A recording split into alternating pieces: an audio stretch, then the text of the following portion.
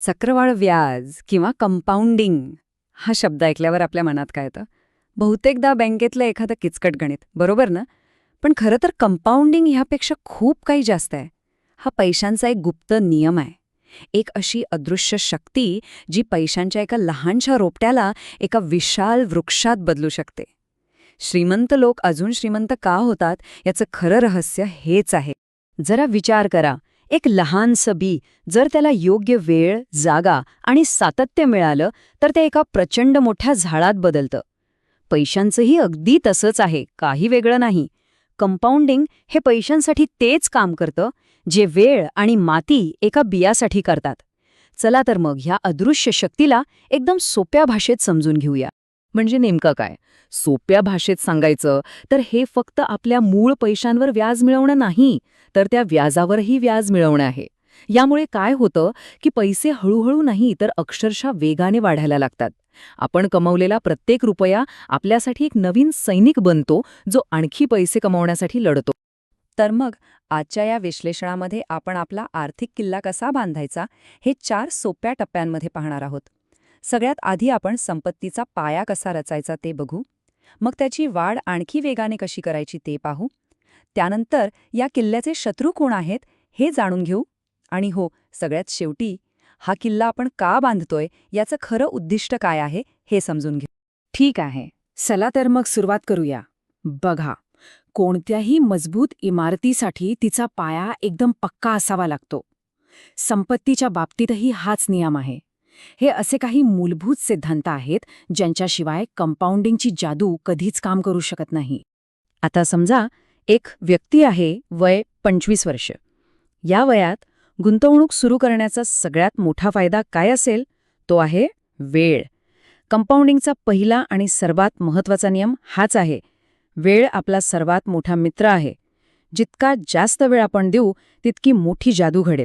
मग आता प्रश्न येतो की गुंतवणुकीसाठी खूप मोठी रक्कम लागेल का? तर उत्तर आहे अजिबात नाही. महिन्याला फक्त 5,000 रुपये. आणि इथे येतो दुसरा महत्त्वाचा नियम, सातत्य. मोठी रक्कम नाही तर नियमितपणे टाकलेली छोटी पावलं आपल्याला शर्यत जिंकवतात. ही सवय पैशांपेक्षाही जास्त मौल्यवान आहे. आणि आता बघा खरी जादू.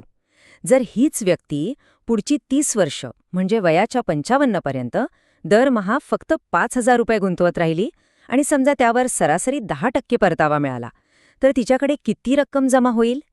तब्बल 1.2 कोटी रुपयांपेक्षा जास्त.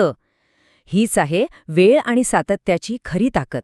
गंमत म्हणजे सुरुवातीला वाढ खूप हळू वाटते, पण शेवटच्या काही वर्षांमध्ये ती रॉकेटसारखी वेग घेते. पण ही वाढ इतकी प्रचंड कशी झाली? याचं उत्तर आहे तिसऱ्या नियमात, मिळालेला प्रत्येक परतावा, प्रत्येक नफा पुन्हा गुंतवणे.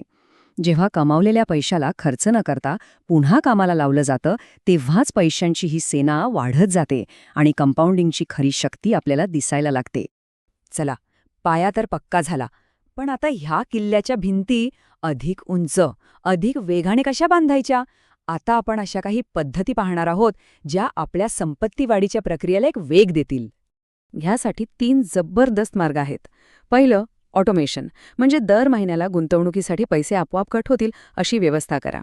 यामुळे भावना आणि आळसमध्ये येत नाहीत. दुसरं, टॅक्स वाचवणारे पर्याय वापरा, जेणेकरून आपली वाढ करांमुळे कमी होणार नाही. आणि तिसरं, उत्पन्नाचे एकापेक्षा जास्त स्रोत तयार करा, म्हणजे एका मार्गात अडचण आली तरी गुंतवणुकीचा प्रवाह थांबणार नाही. एक लक्षात घ्या, किल्ला बांधणं हे अर्ध काम झालं. तितकंच महत्त्वाचं आहे त्याचं संरक्षण करणं. कारण असे काही शत्रू आहेत जे आपल्या न कळत आपल्या संपत्तीला पोखरत असतात. चला, त्यांना ओळखूया आणि त्यांच्यापासून आपल्या किल्ल्याचं रक्षण कसं करायचं ते पाहूया. आपला सगळ्यात मोठा शत्रू बाहेर नाही तर आपल्या आतच आहे. आणि तो म्हणजे आपल्या भावना. जेव्हा बाजार पडतो तेव्हा भीती आपल्याला विकायला लावते. आणि जेव्हा तो खूप वाढतो तेव्हा लोभ खरेदी करायला लावतो. अहंकार सांगतो की आपण बाजाराला हरवू शकतो. पण जो गुंतवणूकदार शिस्तबद्ध राहतो, आपल्या योजनेवर टिकून राहतो, तोच या भावनिक लढाईत जिंकतो. भावनांव्यतिरिक्त हे 4 अदृश्य चोर आहेत. गुंतवणुकीवरील जास्त फी आपल्या परताव्याचा मोठा हिस्सा खाऊन टाकते. करांमुळे ही वाढ कमी होऊ शकते. जास्त व्याज असलेलं कर्ज, जसं की क्रेडिट कार्डचं बिल, हे तर आपल्याच विरोधात कंपाऊंडिंगचं काम करतं. आणि जसं उत्पन्न वाढतं तसा खर्च वाढवणं म्हणजे बादलीत पाणी भरण्याऐवजी ती रिकामी करणं. या चोरांवर लक्ष ठेवणं खूप गरजेचं आहे. बरं, आपण पाया रचला, वाढीला वेग दिला आणि किल्ल्याचं संरक्षणही केलं. पण एक प्रश्न आहे, हे सगळं आपण का करत आहोत? फक्त बँक खात्यात एक मोठा आकडा पाहण्यासाठी? नाही. खरा उद्देश यापेक्षा खूप मोठा आणि खूप खोल आहे. तर या सगळ्याचा अंतिम ध्येय काय आहे? तो आहे स्वातंत्र्य. आवडत नसलेली नोकरी सोडण्याचं स्वातंत्र्य, आपल्या कुटुंबासोबत जास्त वेळ घालवण्याचं स्वातंत्र्य, आपल्या आवडीच्या गोष्टी करण्यासाठी आपलं आयुष्य स्वतःच्या मर्जीने जगण्याचं स्वातंत्र्य. कंपाऊंडिंग आपल्याला फक्त पैसे नाही, तर आपला सर्वात मौल्यवान ठेवा म्हणजे आपला वेळ परत मिळवून देतं. तर प्रश्न हा नाही की कंपाऊंडिंग काम करतं की नाही. प्रश्न हा आहे की आपण त्याला आपल्यासाठी काम करण्याची संधी देणार का?